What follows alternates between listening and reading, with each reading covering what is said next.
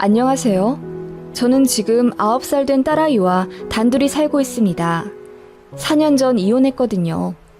제가 이혼녀라고 하면 안쓰러운 눈빛을 보내는 사람들이 많지만 오히려 저는 제 발로 그 미친 집안에서 빠져나온 게 신의 한 수라고 생각이 들 만큼 지금 생활에 만족하고 일도 잘 풀려서 돈도 더 많이 벌며 살고 있네요. 아이에게 아빠가 없다는 게 미안하긴 하지만 그래도 성인이 되고 나면 저를 이해해 주겠죠? 제가 이혼하게 되었던 이유, 비가 많이 오니 그날이 생각이 나서 캔맥 하나 딴 김에 술술 적어보려 합니다. 전 남편은 참 일하기 싫어했어요. 저는 결혼과 동시에 전업이었는데 남편이 하도 관둔다, 그만하고 싶다 노래를 불러서 불안한 마음에 직장을 구하게 됐습니다. 그나마도 조건 괜찮은 곳 들어가서 적응하려던 차에 아이가 생겨서 딱 1년 일하고 쫓겨나다시피 관두게 됐었어요. 애 어느 정도 크고 나면 다시 일하려고 아이 2돌 되기 전까지 밤새 가며 공인중개사 공부했고 기적적으로 3년 만에 합격해서 바로 옆 동네 업체에 취직하게 됐습니다. 아이 등하원 때문에 어쩔 수 없이 시어머니 도움을 받게 됐습니다. 어머님은 차로 15분 거리에 살고 계셨고 저 일하기 전에는 손녀딸이 아무리 이뻐도 절대 안 도와준다고 하셨어요. 그러다가 제가 이제 공인중개사 일하기 시작하니까 그럼 등하원만 도와주겠다 하시더라고요. 등하원 도우미 시터 구하기도 어려운 동네였고 고양이 손이라도 필요한 때라 어머님 도움 너무 감사하게 받으면서 일했습니다만 저는 솔직히 말해 벌이가 변변치 않았습니다. 인센을 거의 못 가져왔으니까요. 그때 남편이 또 관두고 싶다 역병이 도지는 바람에 저도 너무 스트레스 받다 보니 그냥 남편더러 육아휴직 내라고 했습니다. 남편은 대기업 다니고 있었고요. 연봉 8천 정도 되던 사람입니다. 육아휴직 내니 이것저것 제하고 나면 한 달에 150만 원 정도 들어오더라고요. 그걸로 세 식구가 어떻게 먹고 삽니까? 제가 또 평소 180만 원, 계약 좀 성사시키면 250에서 300만 원 정도 받았는데 남편 씀씀이가 솔직히 해펐어요. 구두도 늘 어디 장인한테 수제로 맞추는 거 좋아해서 신발장에 그 사람 구두만 2천만 원 어치는 있을 겁니다. 그리고 가디건도 아무거나 안 걸치고 꼭 연예인들이 입고 나오는 100만 원이 넘는 것들, 반팔티 하나도 10만 원이 넘습니다. 뭐 대기업 다니니 그럴 수도 있다 치지만 결혼하고 나서 생활비에 딱히 여유롭지가 않은데도 그런 생활을 하니 저랑도 당연히 부딪혔죠. 저는 명품이라고는 가방 딱 1개 있고 그것도 결혼하면서 예물로 받은 겁니다. 그것 말고는 인터넷에서 몇천 원 하는 원피스나 반팔티 같은 거 입고 다니고 그랬어요. 저라도 안 아끼면 어쩔 땐 진짜 시금치 살 돈도 없었거든요. 저는 참고로 남편한테 생활비 받았었고 저 일하니까 그나마 주던 생활비도 깎더라고요. 지금 생각하면 그지 같은 놈이었지만 그 당시에는 시어머니랑 남편의 세뇌? 가스라이팅 때문인지 전업인 제가 스스로 한심하게 생각돼 돈 관련된 사항은 제 입장을 주장하기가 어렵더라고요. 맞아요. 저는 할 말 잘 못하며 살았고 사람들은 제가 너무 착하고 순하다고 했지만 제 스스로 생각하기에 바보같이 살았던 것 같아요. 어머님한테도 부당한 대우 받으면서 제대로 할 말도 못하고 살았거든요. 그럴 만도 한 게 시댁에서 신혼집을 해주시기도 했고 저는 친정에 기댈 수도 없었어요. 친정엄마는 저 대학생 때 돌아가셨고 친정아빠는 편찮으셔서 시골에 내려가 요양하고 계시거든요. 혈압이 안 좋으셔서 최대한 저 잘 살고 있는 모습만 보여드리고 싶었고 제가 결혼하고 나서 남편과 시댁으로부터 스트레스 받는 걸 차마 말씀드릴 수도 없었어요. 그런 상황이니 이혼은 더더욱 생각을 못했죠. 혹시라도 아빠 또 쓰러지실까봐. 예전에도 비 엄청 오는 날 한 번 쓰러지셨던 적이 있는데 워낙 빗줄기가 센 날이라 길 한가운데서 쓰러졌어도 주변 사람들이 우산 쓰느라 바빠 보지도 못했어요. 골든타임 넘기기 직전 아슬아슬하게 병원 가서 겨우 사셨고 그 후유증으로 하시던 일도 관두고 시골 내려가신 거예요. 제가 그런 상황이라는 걸 남편도 너무 잘 알고 있었고, 처음에는 장인어른 걱정해주는 마음에 감동했지만, 시간이 지날수록 제 친정 상황을 역으로 이용하며 저를 깎아내리더라고요. 남들은 장인어른이랑 술도 한잔하고 낚시도 다니면서 용돈도 받고 그런다던데 나는 한 번도 그런 거 못했네. 사위사랑은 장모라던데 장모님한테 맛있는 보쌈 한 번 얻어먹지도 못하고 내 친구들은 처가 가면 아주 손님 대접 받으면서 기가 살더라. 아, 그래. 그렇게 생각할 수도 있겠다. 미안해. 남편은 그런 식으로 저한테 무안을 주며 처가가 없는 자신의 신세를 한탄했지만 정말로 아쉬워서 그러는 게 아니라는 걸 저도 알고 있었어요. 그냥 저 기죽이면서 본인 하고 싶은 대로 떵떵거리면서 살고 싶었던 거죠.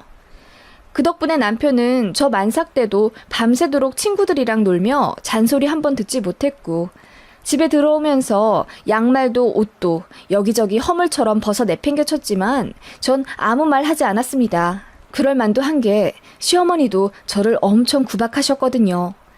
앞서 말했다시피 시댁에서 집을 해주셨다는 이유로 걸핏하면 말도 없이 현관 도어락 비번을 맘대로 치고 들어와 집안 살림 이것저것을 간섭하셨습니다. 얘, 도마에 김치국물 다 물들었잖니? 내가 어떻게 하라고 했어? 아, 어머님, 저도 햇빛 소독하려고 했는데 요 며칠 계속 날씨가 흐려서. 그럼 과탄산 소다라도 써가면서 지울 노력을 해야 할 것 아냐? 집안 꼴은 또 이게 뭐니? 바닥엔 이거 왜 이렇게 흠집이 가 있어? 내가 이러라고 집 사준 줄 아니? 남들은 집이 없어서 안달인데 너는 떡하니 생긴 집을 소중하게 여길 생각을 좀 해야지.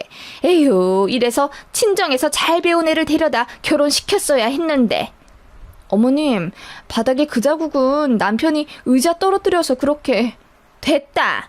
넌 애가 입만 열면 핑계만 줄줄이 나와. 에휴, 마음에 안 들어 정말. 어머님은 그렇게 폭풍 같은 구박을 하시고는 제 말도 듣지 않은 채 나가시곤 했고, 그런 일이 반복되면서 도어락 소리만 들어도 가슴이 뛰고 한밤중에도 식은땀을 흘리며 깨는 불안 증세가 지속됐어요. 사람 많은 곳 가면 어지러우면서 정신을 못 차리기도 해서 병원에 갔더니 공황장애, 불안장애, 우울증 다 증상이 있다더군요. 그래서 약 처방을 받았더니 그걸로 시어머님이랑 남편이 또 난리였습니다. 스펙도 변변찮으면 건강이라도 좋을 것이지. 정신병자 다 됐다면서 저를 가운데 두고 둘이서 칼날 같은 말을 내뱉더라고요. 그리고 제가 정신을 차려야 아이도 잘 볼 수 있다는 선생님 말씀에 단뉘하고 약을 먹었더니 시어머니가 남들 다 하는 모유수유도 안 한다면서 저더러 엄마 자격도 없다고 엄청 뭐라 하시더군요. 그때가 제 아이 100일 되기 전이었고요. 저는 아이 키우는 내내 죽고 싶다는 생각을 겨우 참아가며 살았습니다. 그리고 남편이 계속 일 관두고 싶다고 노래를 불렀기도 했고 저도 저만의 성취감을 느끼고 싶어서 그때 공인중개사 시험을 준비했어요. 남편은 육아를 전혀 도와주지 않았기 때문에 아이 자는 시간에 저 홀로 밤새가며 공부했고 한 반년쯤은 하루에 3시간 정도 자면서 진짜 힘들게 살았어요. 그런 저를 보며 시어머님은 네가 그거 한다고 되겠니? 괜히 시간 낭비하지 말고 애 좀 키워놓으면 식당이라도 나가서 서빙하든지. 무슨 애 낳고 공부야 공부는. 너는 남편이랑 시댁 잘 만나서 팔자도 좋다. 라고 하시며 혀를 끌끌 찼고 남편도 저를 전혀 응원하지 않았어요. 시험이 붙을지 안 붙을지도 모르는데 벌써부터 맞벌이인 척 나한테 가사 육아 떠넘기려면 아예 공부도 하지 마. 너는 지금 일원 한 장 못 벌어오고 있어. 나한테 피해 안 주게 해. 라고 하더라고요. 그런 서름을 극복하고 이를 악물고 공부한 거고 아이 2돌 지나 결국 2차까지 합격했어요. 제가 공인중개사 됐다는 소식에 시어머니가 엄청 놀라시더라고요. 솔직히 통쾌했습니다. 매번 무시만 하셨으니까요. 그런 어머님께 제 아이 죽어도 맡기기 싫었지만 제가 아이 어린이집 등하원 도우미를 구하지 못하자 결국 어머님이 도와주신다고 해서 딱 아침 1시간, 오후 1시간 이렇게 봐주셨습니다. 당연히 돈도 드렸죠. 80만 원 요구하셔서 그렇게 해드리기로 했습니다. 그렇게 하고 있는데 남편이 또 일 관두고 싶다고 난리를 쳤고 어머님도 그럴 바에 육아휴직 쓰고 좀 쉬고 와이프가 벌어온 돈으로 살아보라면서 아들 편을 드시더라고요. 저는 중개사 사무실 들어간 지 얼마 되지도 않은 상태였는데 너무 부담이 됐어요. 그런데 남편이 저랑 상의도 없이 이미 육휴를 내고 왔더라고요. 그래서 어머님더러 남편이 이제 육휴 쓰니까 등하원 도와주러 안 오셔도 된다고 하니까 첫마디가 왜? 나한테 80만 원 주기 싫어서 그러니? 이러시더라고요. 그럼 남편이 떡하니 집에 있는데 어머님 도움을 받아야 하는 겁니까? 어이가 없어서 이제 남편이 아이 등하원 시키겠죠. 그러려고 육아휴직 낸 거잖아요. 그랬더니 돈 번다고 유세 떠느라 시어머니한테 대든다고 난리치시더라고요. 진짜 무슨 말을 못했습니다. 남편도 어머님이 아침 오후로 왔다 갔다 하는 게 귀찮았는지 그냥 본인이 등하원 시키겠다고 어머님 오지 못하게 했고 저는 남편에게 아이를 오롯이 맡긴 채 일을 다니게 됐습니다. 쉬고 싶다고 노래를 불렀던 사람이라 육휴 내내 딱 아이 등하원만 시키고 집에 있는 내내 게임만 하더라고요. 그리고 제가 퇴근하고 집에 오면 바로 바톤 터치해서 밖으로 나갔습니다. 육아하느라 너무 힘들고 지친다면서 우울증 올 것 같다고 하시더라고요. 어머님도 걱정하시면서 우리 아들 애 보느라 힘들어서 어쩐대? 얘, 어머마, 일 좀 빨리 끝내고 올 순 없니? 무슨 애 엄마가 6시 넘어서 퇴근하고 그래? 네 사무소 사장한테 말해서 한 4시쯤 퇴근시켜 달라 그래. 그래서 네가 애 하원 정도는 시켜야지. 우리 아들 애 보느라 우울증 온대잖니? 라고 하시더군요. 제가 정신과 약 먹을 때는 집에 들어앉아서 애나 보는데 뭐가 그리 힘들어서 정신병이 걸렸냐면서 저더러 의지가 약하고 정신력이 부족하다 어쩐다 그렇게 잔소리를 하시더니 정작 본인 아들이 육아 때문에 힘들다 어쩌고 하니까 그런 반응을 보이시더라고요. 심지어 남편이 육휴 내고 집에서 하는 일은 정말 딱 아이 등하원입니다. 애 밥도 제가 다 해놓고 가서 남편이 아침 저녁으로 데워주기만 하면 되고 지 밥은 지가 시켜 먹었어요. 배달 음식 값도 한 달에 100만 원 정도 나왔던 것 같네요. 저는 집에 혼자 있으면 배달 음식도 단 한 번도 안 시켜 먹었어요. 돈도 안 버는데 혼자 배달 음식 시켜 먹으면 양심 없다고 하도 눈치를 줘서요. 그렇게 빨래 설거지도 안 하면서 뭐가 그렇게 힘들다는 건지. 그럴 거면 다시 회사 나가라니까 그건 또 싫다네요. 3년 꽉 채웠을 거라는데 승진 욕심도 없고 대기업 들어간 게 용할 정도였습니다. 그래도 저라도 자리를 잡아야 하니 일 열심히 다녔습니다. 그렇게 1년 정도 지났을까? 우울하다던 남편은 어느 순간부터 생기 발랄해져 있더라고요. 근데 말문 트인 아이가 어느 날 그러더라고요. 엄마, 세영이 집에는 엄청 큰 물고기가 있다? 세영이? 세영이가 그래? 아니, 내가 봤어. 어제 세영이 집에 갔을 때 봤어. 우리 정아 세영이 집에 갔다 왔어? 언제? 저는 모르는 일이었어요. 아이가 친구 집에 갔다니. 남편한테 물으니 우물쭈물하면서 어제 하원하고 집에 오는데 정아가 친구 집에 가고 싶다고 엄청 쪼르더라고. 그래서 갔다 왔지. 이러더라고요. 솔직히 아이 엄마는 다른 집 아빠 불편해 하거든요. 그래서 남편도 같이 갔냐고 물으니 그렇다고 하더라고요. 그래서 제가 차라리 그럴 때 당신은 같이 가지 말고 그냥 집에 있다가 다 놀면 데리러 가고 그렇게 하라고 했어요. 그리고 감사의 의미로 마카롱이나 쿠키 같은 거 드리라고. 그런 식으로 대처 방법을 알려줬더니 신경질을 내면서 알아서 한다고 하더군요. 그런데 그 이후로 아이 입에서 그 세영이라는 친구 이름이 자주 나왔습니다. 세영이랑 카페에 갔다, 같이 마트에서 장 봤다, 같이 드라이브 했다 어쩌고저쩌고 하는데 저는 너무 놀랍기도 하고 그 세영이라는 엄마한테 너무 미안해지더라고요. 남편 말로는 제 아이가 졸라서 어쩔 수 없이 같이 갔다는데 그 엄마가 제 남편 때문에 얼마나 불편해 하실까 싶어서 남편한테 세영이라는 친구 엄마 전화번호 혹시 알고 있냐고 물었더니 갑자기 길길이 날뛰더라고요. 내가 그 엄마 번호를 어떻게 알아? 진짜 어이없다. 아니, 그 엄마한테 미안하고 고맙다고 인사하려고 그러지. 내가 알아서 한댔잖아. 내가 육휴 내고 애 다 보고 있는데 당신이 왜 참견이야? 그럴 거면 다시 일 관두고 전업하든지. 라고 화내면서 나가더라고요. 그 세영이라는 애 이름만 올려도 예민하게 굴어서 말도 못했습니다.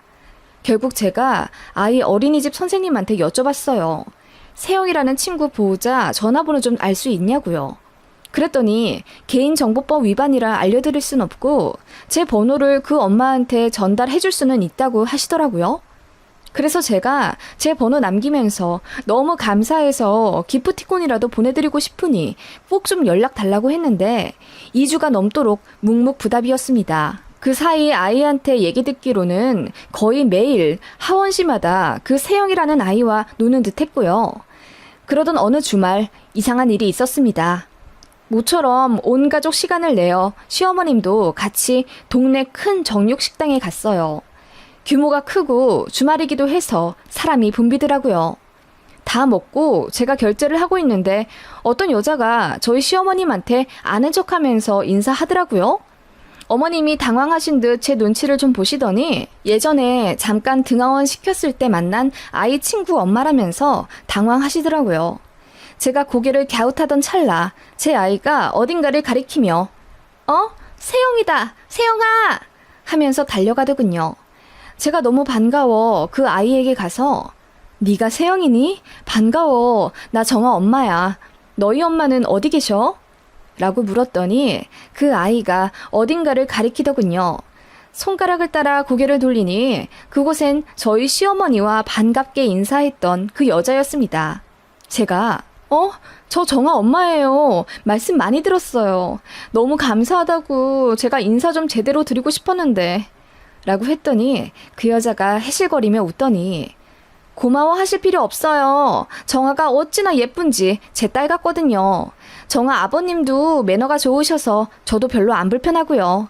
걱정 안 하셔도 돼요. 공인중개사 하신다고 들었어요.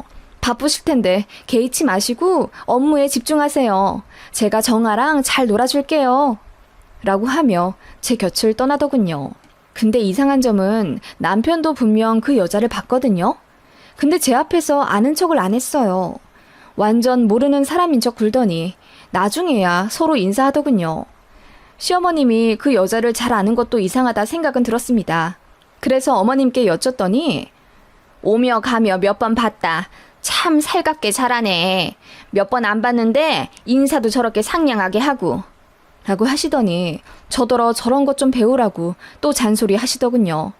제가 남편에게 얼굴 잘 알고 있으면서 왜 아는 척 안 하고 있었냐고 물으니 못 봤대요. 못 볼 각도가 아니었거든요.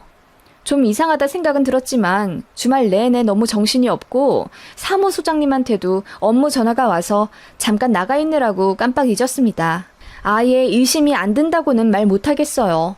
둘이 뭔 사이라도 되나? 싶은 마음이 안 들었다면 거짓말이겠지만 설마 아이들 데리고 그런 사이가 됐으려나 싶은 생각에 고개를 흔들며 떨쳐버렸거든요. 그러다가 제가 이제 모처럼 오후 반차를 쓰게 됐습니다. 남편한테 반차 썼다고 말했더니 그럼 자기는 스크린이나 치겠다며 저더러 아이 하원을 해달라 부탁하더군요. 알겠다 하고 시간 맞춰 아이 어린이집에 갔는데 그 세영이라는 엄마한테 전화가 왔어요. 저 세영이 엄마거든요. 죄송한데 제가 일이 생겨서 저희 세영이 하원을 못할 것 같아요. 혹시 저희 아이 좀 3시간 정도만 봐주실 수 있으세요? 라고 하길래 흔쾌히 알겠다고 했습니다. 그래서 제가 아이 둘 데리고 저희 집에 가서 저녁까지 먹이고 있는데 다 늦어서 그 세영이라는 엄마가 집에 찾아오더군요. 그런데 진짜 이상한 점이 있었습니다. 벨소리가 나기 전 삑삑삑 하는 도어락 비번치는 소리가 났었어요. 그러다가 벨이 울리더라고요. 뭐 헷갈리셨나 보다 했고 별일 없이 아이 친구를 보냈습니다. 그리고 그 직후 남편이 도착했고요. 친구랑 스크린 치고 왔다더군요. 누구랑 쳤냐니 잠깐 눈을 굴리다가 회사 후배랑 쳤다고 하더라고요. 저희 동네에 후배가 살거든요. 그런가 보다 하고 며칠이 지났고 저녁에 퇴근하다가 동네에서 그 남편 후배를 만났습니다. 잠깐 스몰 토크 하다가 제가 며칠 전에 저희 남편이랑 스크린 치셨다면서요. 요즘도 종종 치세요? 라고 했더니 저 스크린 끊었는데요? 저 형이랑 마지막으로 친 게 1년도 넘어요. 라고 하더라고요. 그때 뒤통수를 망치로 얻어맞은 듯 얼얼하더라고요. 대충 웃으며 인사하고 돌아섰는데 그제야 남편의 요즘 수상한 행적이 제대로 떠오르더군요. 밤에 담배 피러 나간다고 나가선 1시간을 있다 온다거나 핸드폰에 갑자기 비번이 잠겨져 있기도 했는데 이상하게 그 세영이라는 친구 엄마 얼굴이 제 머릿속을 떠나지 않았습니다. 그래서 남편한테 말 안 하고 휴가를 하루 냈어요. 그날 출근하는 척 하면서 나와 집 앞 카페에 있었습니다. 9시쯤 남편이 아이 손을 잡고 등원시키는 게 보였고 바로 어린이집으로 갈 줄 알았는데 그 반대편으로 가더라고요. 제가 따라가 보니 어딘가에서 전화를 하며 기다리더니 그 세영이라는 친구와 그 엄마랑 같이 만나 등원을 하더라고요. 아이들은 제잘거리며 앞서 걸어가고 제 남편이랑 세영 엄마가 나란히 걸으며 도란도란 얘기를 하며 걷는데 너무 가까이 붙어 있더라고요.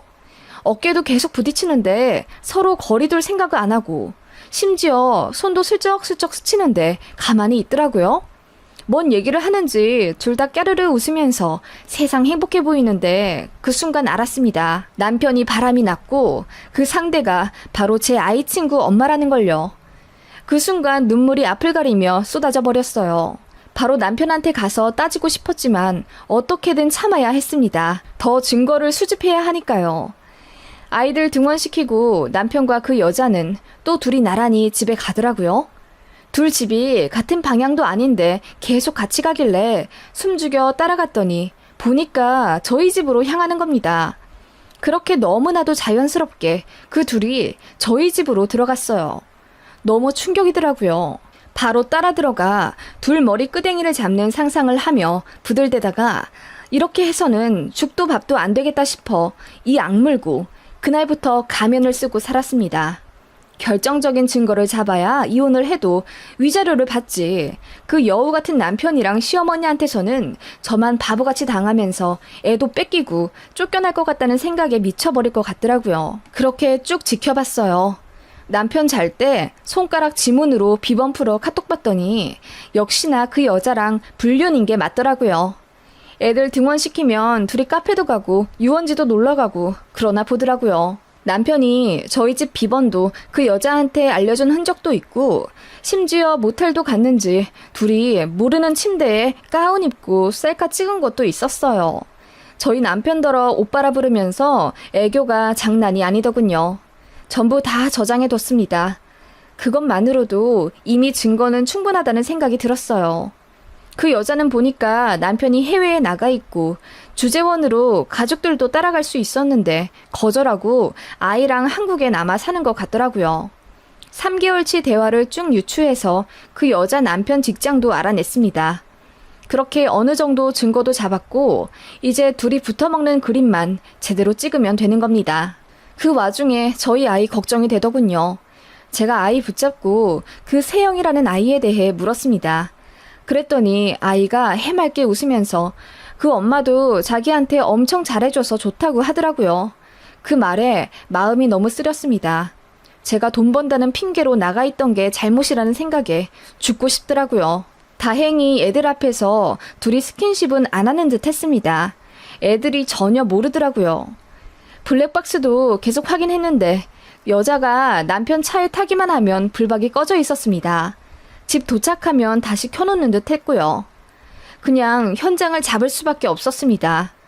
문제의 그날 남편 몰래 휴가를 내고 멀찍이 애 등원하는 걸 지켜보고 있었어요. 그날도 역시나 세영이라는 친구와 같이 등원하고 돌아오는데 이번에는 그 여자 집으로 둘이 손잡고 가더군요. 제가 몰래 따라갔습니다. 둘이 엘리베이터 타고 올라가는 층수를 확인하고 한숨 돌린 후 따라 올라갔습니다. 그 여자 집 찾는 건 어렵지 않았습니다. 현관 밖 물건들 중 분홍색 자전거에 세영이라는 이름이 붙어져 있었거든요. 제가 심호흡을 하고 벨을 눌렀어요. 얼굴 안 보이게 옆에 숨어서 눌렀더니 안에서 누구세요? 하는 소리가 들리더군요. 그런데 목소리가 젊은 여자가 아니었습니다. 나이 많은 할머니 목소리길래 의아하더라고요. 이윽고 문이 열렸고 제가 잽싸게 문을 잡아 얼굴부터 들이밀었습니다. 그 순간 제 앞에 대면한 사람은 놀랍게도 저희 시어머니였습니다. 저는 기절초풍할 지경이었죠. 어머님이 왜 여기 계시는 거지? 아니, 내가 우리 집에 왔나? 여긴 어디지? 싶은 생각에 혼란스러웠습니다. 그 순간 뒤에서 어머님, 누구예요? 라는 여자 소리가 들렸고 바로 옆에 편안한 잠옷 차림으로 서 있는 제 남편이 보였습니다. 둘이 소리를 지르며 경악하더군요. 어머님도 너무 놀라 아무 말 못한 채 제 얼굴만 눈을 동그랗게 뜨며 바라보셨습니다. 지금 두 분 여기서 뭐 하고 있어요? 라고 물으니 셋 다 아무 말 못하더군요. 전 그때 카메라 녹화 기능으로 해놓고 쳐들어간 거였거든요. 제가 핸드폰부터 들이밀자 어머님이랑 남편이 급하게 제 폰부터 뺏어 가더군요. 뭐 하는 짓이냐고 소리를 지르자 어머님이 대뜸 아니, 너 출근 안 했냐? 참나, 너 우리한테 거짓말한 거야? 라고 하는데 헛웃음이 나더군요. 그 여자는 얼굴이 빨개져서는 안방으로 숨어 들어갔더군요. 제가 문을 열라고 소리치며 문고리를 잡고 돌려도 묵묵부답. 그제야 남편이 저를 막아서며 한마디 하더군요. 아, 그냥 세영이 엄마랑 친해져서 놀러 온 거야. 오해는 하지 마. 라고 하길래 제가 소리를 지르며 오해? 친해져? 얼마나 친해졌으면 남의 집에서 잠옷으로 갈아입고 시간만 나면 둘이 모텔도 다녀. 라고 했더니 시모와 남편이 기절할 듯 놀라더군요. 그러면서 저더러 정신병이 도져서 소설 쓴다 하더군요. 제가 지금까지 본 거 다 말했습니다. 둘이 손잡는 것도 봤고 카톡 대화하는 것도 다 봤고 전부 다 알고 있다고 사실대로 말하라고 소리를 지르니까 시어머니가 사이를 막으며 너 어디다 대고 소리 지르니? 그만했으면 나가자. 내가 나가서 다 설명할 테니. 라고 하시길래 지금 설명하라고 했습니다. 집안 둘러보니까 어머님이 밥을 차리고 계시는 것 같더라고요. 진짜 황당했습니다. 아들의 상간녀 집에서 둘이 편하게 밥 먹으라고 식사도 차리고 있다뇨. 저한테는 생일날 미역국 한번 끓여준 적 없는 시모입니다. 그거 보니 눈이 돌아 안방 쪽으로 향해 소리쳤어요. 당신 남편 어디서 일하는지 다 알아. 내가 지금 당장 그쪽으로 전화해서 알리기 전에 빨리 나와서 이실 짓고 하는 게 좋을걸? 이라고 했더니 잠시 후 여자가 눈물을 펑펑 쏟으며 나오더군요. 그러더니 제발 지 남편한테는 알리지 말아달라며 무릎을 꿇더군요. 그거 보고 남편이랑 시모도 당황해선 뒤로 물러났고요. 그제야 갑을 관계 위치가 바뀌었습니다. 제가 외쳤습니다. 셋 다 무릎 꿇어. 지금 안 꿇으면 바로 전화기 들 테니. 라고 했더니 남편이 바로 꿇더라고요. 어머님은 꼿꼿이 서 계시길래 제가 한 번 더 말했습니다. 제대로 동네 망신 시켜드려요? 네? 라고 했더니 우물쭈물 하시며 어머님도 무릎을 꿇으시더군요. 그 모습 보니 미친년처럼 웃음이 나더라고요. 제가 깔깔 웃으며 지금 셋이 뭐 하고 있는 거냐 물으니 순순히 대답해 주더군요. 둘이 눈 맞은 지는 1년 좀 안 됐다고 하더라고요. 남편이 먼저 그 여자한테 다가가서 애 핑계로 번호 주고받고 기프티콘도 주면서 환심을 샀대요. 그러면서 그 여자도 마침 외로웠던 차에 멀끔하게 차려입은 제 남편이 다가오니 좋다고 받아들였고 그렇게 불륜질을 했던 겁니다.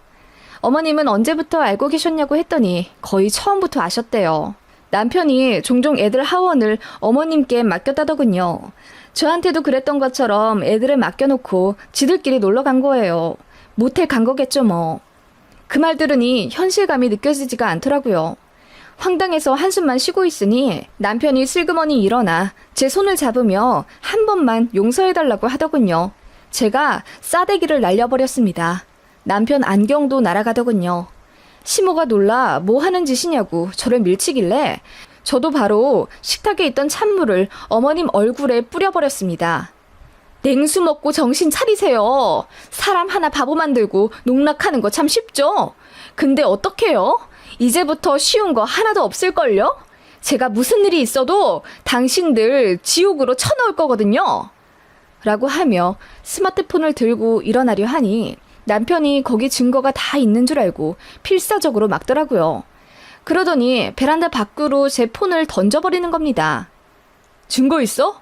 내가 좋게 넘어가자고 용서해달라고 할 때 내 말 들었어야지. 나도 못 참아.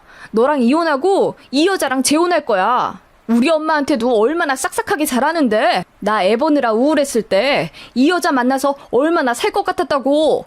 그래서 엄마가 너 같은 것보다 세영이 엄마 더 좋아하셔. 그러니까 이렇게 밥도 차려주지. 너 같은 거 필요 없어. 정아두고 꺼져버려. 이러더군요. 제가 그 여자 얼굴 보니 그 여자는 전혀 그럴 생각이 없어 보였습니다. 제가 깔깔 웃었어요. 응, 그럼 어디 한번 새살림 제대로 차려봐. 내가 저 여자 남편분 잘 설득해 드릴 테니. 하고 나가려 하자 그 여자가 울고불고 제 바지가랑이를 잡으며 빌더라고요. 안 돼요. 저 이혼 절대 안 돼요. 제발 한 번만 봐주세요. 라고 하는데 제 남편도 당황해서는 뭐야, 우리 재혼도 얘기했잖아. 당신 세영이 아빠 정 떨어졌다며. 이혼하고 싶다며. 라고 그 여자를 붙잡더군요. 참 재밌는 꼴이었습니다. 저는 깔깔 웃으며 그 집을 나와버렸죠. 그리고 주머니에서 녹음기를 꺼내서 바로 변호사 사무실로 찾아갔습니다. 모든 증거는 이미 클라우드에 저장되어 있었어요. 저도 이혼 준비하느라고 변호사 선임해둔 상태였거든요. 제가 모은 증거들은 모두 유효했고요. 바로 소송 준비했습니다. 그 와중에 남편은 그 여자한테 차인 모양이더라고요. 그 여자한테 제 남편은 그저 엔조이였고 재혼할 생각도 없었는데 남편 혼자 김칫국 마시고 있었던 겁니다. 낙동강 오리알된 남편은 심호대동에서 제 앞에 나타나 무릎 꿇고 손발을 싹싹 빌었어요. 제발 한 번만 봐달라. 자기가 미쳤었다. 어쩌고 저쩌고 지랄하는 거 꼴 좋다고 웃으며 바라봤어요. 아주 모멸감 들게요. 그렇게 소송이 시작됐고 결과는 당연히 제가 승소했어요. 그동안 시댁과 남편 때문에 스트레스 받았던 것, 아이들 앞에서 불륜한 점이 너무 질낮은 죄질인데다 시모까지 합세한 점이 남편 쪽에 너무나도 불리했고 결국 위자료 3천만 원에 양육비 매달 150만 원 받으며 끝났습니다. 그걸로는 만족할 수 없었어요. 그 여자 남편한테 가서 모조리 다 말했습니다. 제가 수집한 증거도 전부 이메일로 보내줬고요. 그 남자 외국에서 득달같이 달려와 그 여자 뺨부터 내리쳤다더군요. 그리고 바로 이혼당한 모양이었어요. 애도 빼앗기고 빈털터리로요. 저는 남편 회사에도 다 소문냈어요. 유큐 내서 한 짓이라고는 애 어린이집 친구 엄마랑 바람나서 이혼했다고요. 남편 회사 커뮤니티에 글도 올라왔대요. 전 남편은 이혼하면서 양육권도 없어졌기 때문에 바로 회사에 복귀해야 했고 얼굴이 팔려서 제대로 업무도 못했다더군요. 그래서 바로 관뒀대요. 지가 바라던 대로 회사 관둔 겁니다. 그 두 년놈들은 이제 서로 자유로운 몸이 되었는데도 안 만나고 둘이 미친 듯이 싸우다가 갈라졌대요. 스릴이 없으니 이제 서로에게 흥미도 떨어졌고 중요한 건 그 여자도 제 남편을 속였기 때문에 결과적으로 제 남편은 2번 버림받은 꼴이죠. 꼴 좋더라고요. 시모는 지 아들이 그렇게 되니 화병 나서 쓰러졌다고 하고요. 제 알 바 아니죠. 이혼하고 나서 저는 바로 아이 데리고 타 지역으로 이사 갔어요. 거기서 운 좋게 개발 지역 쪽 사무실로 취직해서 계약 잘 따내며 일하고 지금까지 살고 있어요. 아이는 어느새 초등학생이 되었고 처음엔 아빠랑 떨어져서 살게 된 것에 적응이 안 됐는지 속상해 하더니 이곳에서 친구들 많이 사귀며 극복한 모양이에요. 저도 더 노력했습니다. 아이 친구 엄마들 어렵다는 이유로 놀이터도 잘 안 갔는데 이제 제가 더 나서서 아이 친구들 집에 초대도 하고 엄마들이랑 친하게 지내고 그래요. 지금은 아이와 저 둘이 서로 의지하며 너무나도 행복하게 잘 살고 있고요. 저도 이혼 전보다 100배는 더 많이 웃게 되는 것 같아요. 덩달아 아이도 행복해 하고요. 그렇게 지옥에서 벗어났습니다. 참 기가 막힌 이야기죠? 세상엔 참 뻔뻔한 사람들이 많다는 걸 다시금 깨닫게 된 지난 날들이었습니다.